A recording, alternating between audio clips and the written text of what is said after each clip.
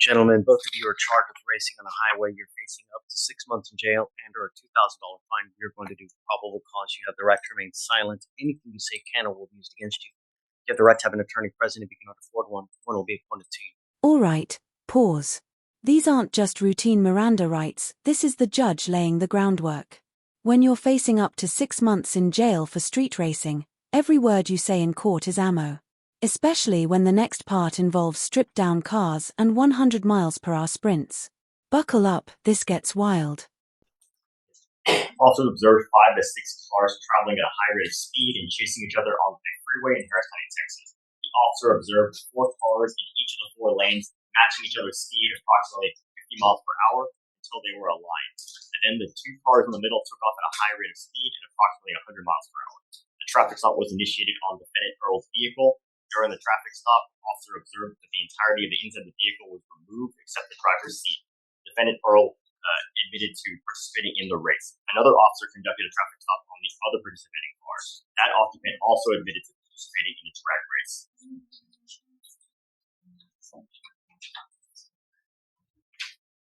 You said there were happening to those two. Your Honor, I don't. There are no other connected cases, just the 2. Got it.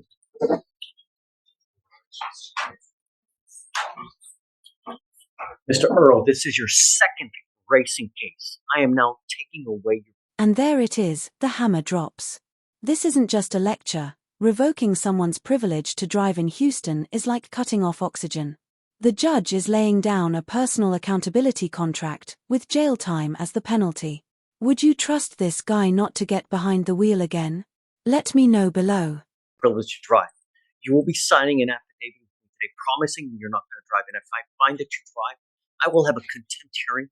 You'll be facing an additional 6 months in jail and a $500 fine every time you get into a car and drive. Do you understand?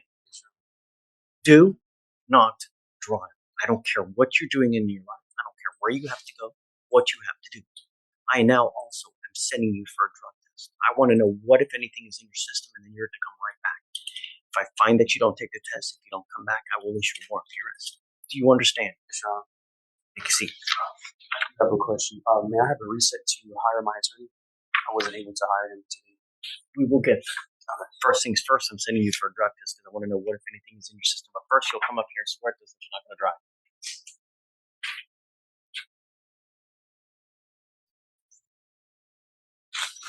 Mr. Flores, I'm going to find that there's probable cause to go forward with the case. I'm going to tell you now, living in a city as big as Houston without the ability to drive, it's an awful thing. Do not participate in these types of things again. Otherwise, I will take your privilege to drive away from you. Do you understand? You will be signing conditions with me today, promising me that you're not going to race, street takeovers, donuts, reckless driving, any of the like. If I find that you do, I'm going to put you in jail. You will not get any more PR points. Do you understand? Can you file conditions on both of their cases? Yes, Your Honor. Racing and the like?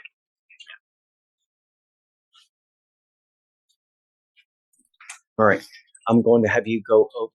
Did you check for both of the licenses? Do you have a Quick legal checkpoint. Having a valid driver's license and liability insurance is basic compliance, but it also affects your bond conditions and how you're viewed in court. No license. No insurance. You're already starting at a disadvantage. Keep that in mind the next time someone says racing's just for fun. Texas driver license? Do you have liability insurance in your name? Okay, if you can run both of their licenses as well. So for now, I'm going to have you sign a receipt with Victoria. After that, we'll have you take a seat in the jury box while we get your bond conditions. We'll have you sign it, and then you'll be free to go. When you come back, please have a lawyer, sir. I have a lawyer. Oh, who is it? David Lee. Got it. Okay.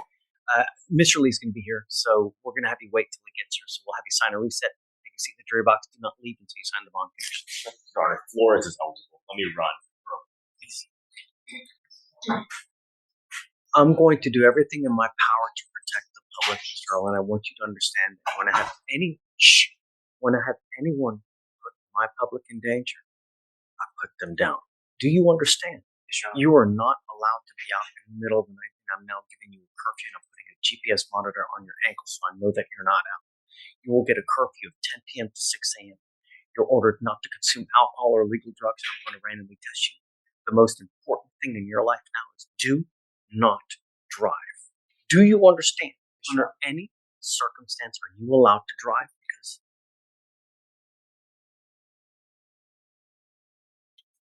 this is a very short life, and it really sucks spending the next 6 months in a 6x9 box. Do you understand? Yes, sir. Because I've already had you sign an affidavit. I can and will have a hearing on whether to hold you in contempt if I find that you drive for any reason. I don't care what your excuse is. I don't care if you have to save anyone and take them to the hospital. It doesn't matter. Do you understand? Yes, sir. Has the results have not come back yet? How long ago did he? It took an extended period of time because the lab was having trouble providing the sample for a while, so the sample was just. Okay. Let's get him ready on his bond conditions now. We can have him sign it and get everything ready. 3 days. Yeah. And you got no driving or drugs? Correct. Random UAs. And then depending on what the test says, if he tests positive for marijuana, he gets another test in 40 days. If he tests positive for something more illicit, then I guess we'll have to approach that bridge when it gets there. Okay, take a seat for me, Mr. Earl. Morning, Mr. Dunham. How's jail? Terrible. Great. That makes me happy. Because you gotta understand, the worse of an experience you have, the higher likelihood when you do eventually get out, you'll think, if I do this, what's gonna happen? If I say this, what's gonna happen? Because that is the most important thing. You gotta understand, we value public safety. It's really, really important to us. So, you're here now because it looks like you picked up a case out of state and you want me to set you a bond. Is this right? Yes, sir. You need to understand that my own. Okay, whoa, this just escalated fast. From illegal street racing to organized criminal activity and a robbery warrant out of state? This is no longer a traffic case, this is a pattern. And the prosecution knows it. Let me ask you this. At what point do repeat offenses become irreversible in the eyes of the law? My concern are two things. Number one, are you a danger to my public? Number two, if we set you a bond, are you going to go back to the jurisdiction that you wanted from? So those are the two things that I'm concerned with. So, what's he wanted for out of state? He's wanted out of South Carolina for robbery. Robbery? Yes, Judge. State would be opposed to a bond. He's currently has an open case of engaging in organized criminal activity. He's also on deferred for a third-degree felony theft, which he has not yet made the bond collectively $50,000. He's also had a prior evading with a motor vehicle, misdemeanor evading motor vehicle, criminal mischief, and a theft. And it looks like based on dates of each charge is that they're slowly escalating. It started with catalytic converters where he's using electric saws to steal them, but in the last evading is that he's also driving a stolen vehicle. And obviously now he's using weaponry or threats. And so based on the fact that from 2022 to now that he has been charged at least 6 times, 3 of which are felonies, and the fact that he has 2 open cases that he has not yet made bond on is that he's a definition of a flight risk and safety risk. So I would be opposed to it.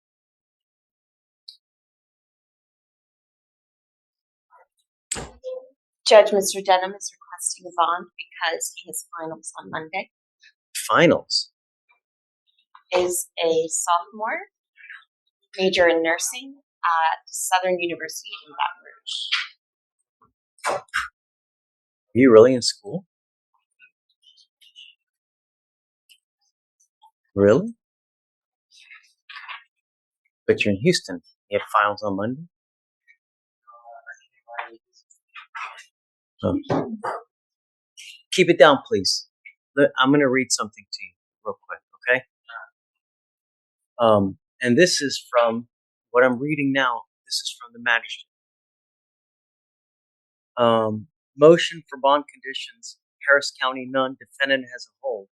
10-16-24. Officers conduct an undercover sting, crime suppression operation to catch suspects who are engaged in organized criminal activity, bank juggings, Officers use bait victims, undercover officers posing as bank customers, and bait vehicles. 3 suspect co-defendants, DeLeon Dunham, Messiah DeLeon Dunham, and Treventi DeMarcus Hilliard attempt a bank jugging on one bait car, but are unable to break the window. Shortly thereafter, they conduct a bank jugging on a second bait car, and this time break the window. Bus signal given, and the officers execute a vehicle detainment technique and a felony stop and apprehension. All 3 suspects, defendant in possession of criminal instruments.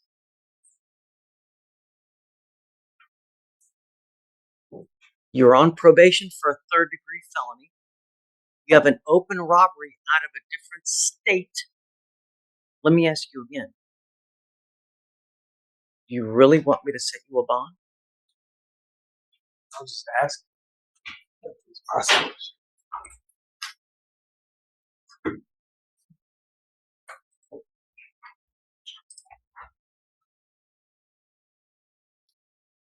No.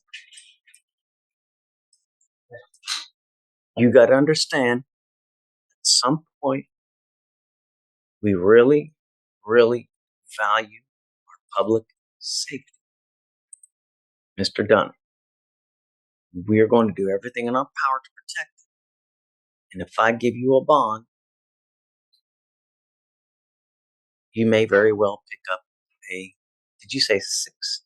How many charges? Total in the course of the last 2.5 some odd years. 6? 6.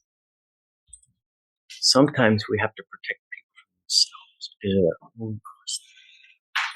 So, Mr. Dunham, I'm sorry, but I really think that you are a complete danger to our public, so I can't do it.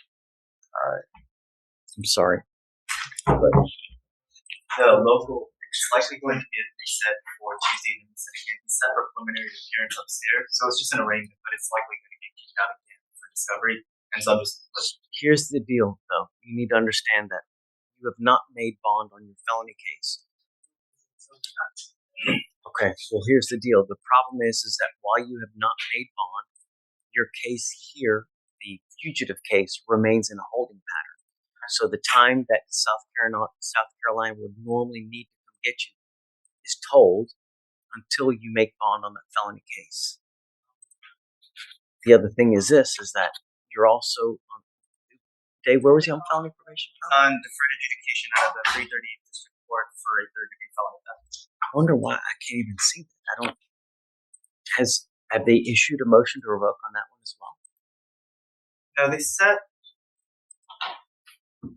Well, for some reason it says the hold on JWeb, but it doesn't show it on. It's just from a couple of days ago. I'm assuming they're just following MHA. Yeah. Is that what you see, Dan?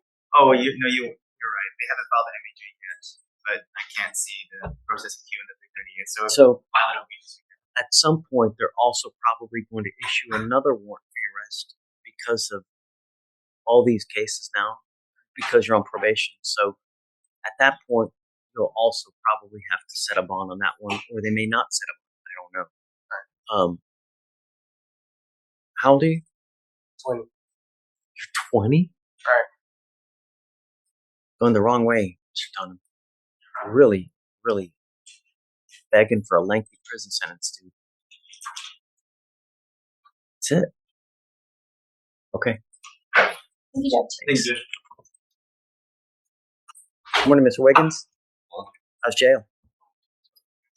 Oh, cool. It's come to my attention that you are violating the conditions that we set out in this court, flaunting it, and trying to get a hold of the complaining witnesses in these cases when we've told you not to. Go ahead. Yes, Judge. The deputy called me this morning and said that the defendant has called the complaining witness twice and the mother of the complaining witness as well. The deputy told me that while listening to these phone calls, he heard the defendant and say things such as, "This is how you take care of things," and that everybody violates the bond conditions and talks to the complainants in these cases. He also heard the defendant make statements saying that he was going to continue to violate bond, and once he gets out, he was going to hire an attorney, but he had previously learned that the defendant was indigent, and so he took this to mean that the defendant was going to commit other criminal acts to get money to hire an attorney. Can you please notify the other courts as well? So that they know as well. Yes, Judge. I just sent a full email to the felony prosecutor in case the deputy hadn't already alerted her. I just went ahead and did it. The deputy, again, is getting the transcripts for these calls, and that the defendant has been using 3 separate inmate spin codes. That would be Jermaine Brown, Mark Diaz, and Dennis Compton.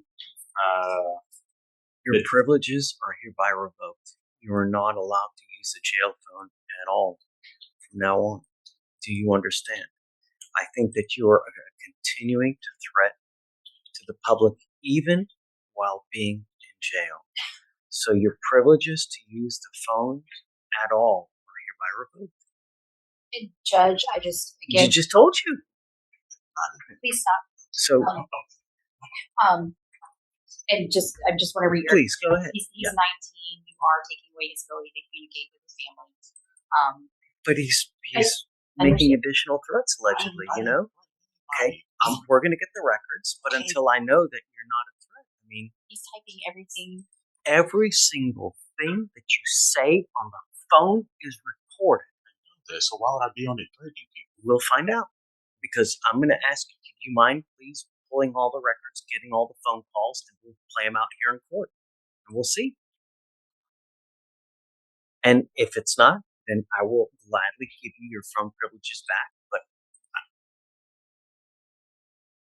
there have deputies that have pinpointed you allegedly, you and using other people's spin numbers to make phone calls, to make continuing threats, and to further criminality if and when you get out. I don't want you to say anything. That's okay. We're going to find out because I'm going to have them pull all the records, pull all the phone calls, and we'll listen to everything. Judge, I will also say that the defendant told the complaining witness that this is about the ag assault involving the firearm, that when she got shot, the defendant said that's what happens when you hang out with gangsters. So pull all that stuff, and all that stuff gets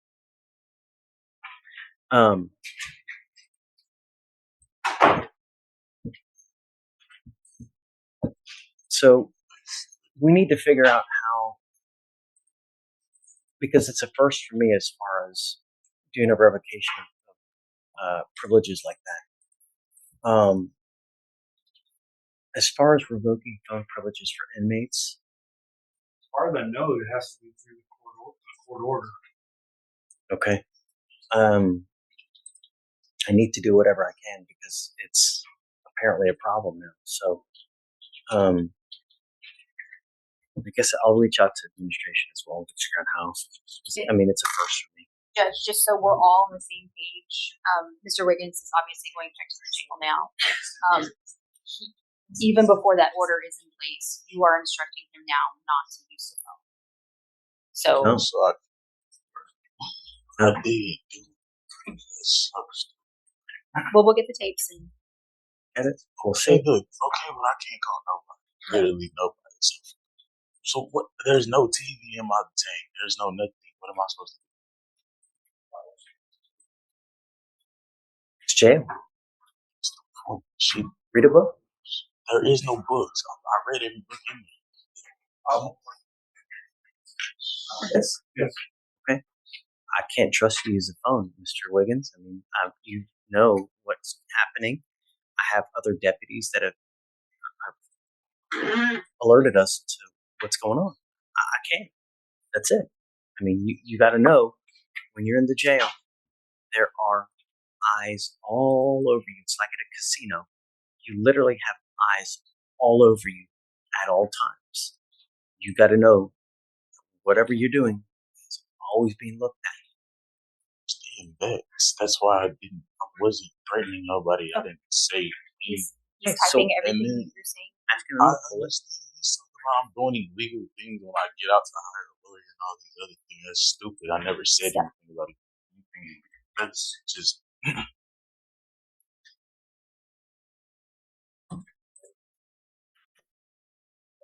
So I guess let's do this. How long will it take you to get those records, do you think? I'm actually not sure, Judge. I haven't requested jail calls before. Let me ask. Hey, Steph, how long does it take to get jail calls? We can put a request in, Judge, to our folks. It can take a little time. I've seen it take anywhere from 30 days to longer, but we can put in the request and see if we can rush it, especially if we have specific calls. Yes, and the deputy has already, when I spoke to him, he said he was already gathering transcripts of theirs, so it might already be Okay, so let's do this. Let's accelerated. on for next Friday.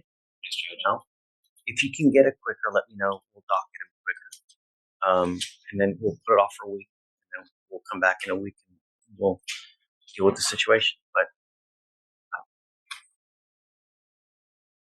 okay. The judge, just I'm going to be out next week. I can appear on Zoom for this. Okay. Absolutely. All right. Thanks. Thank you. Can we be excused? Yes, ma'am. All right, Ms. Warden.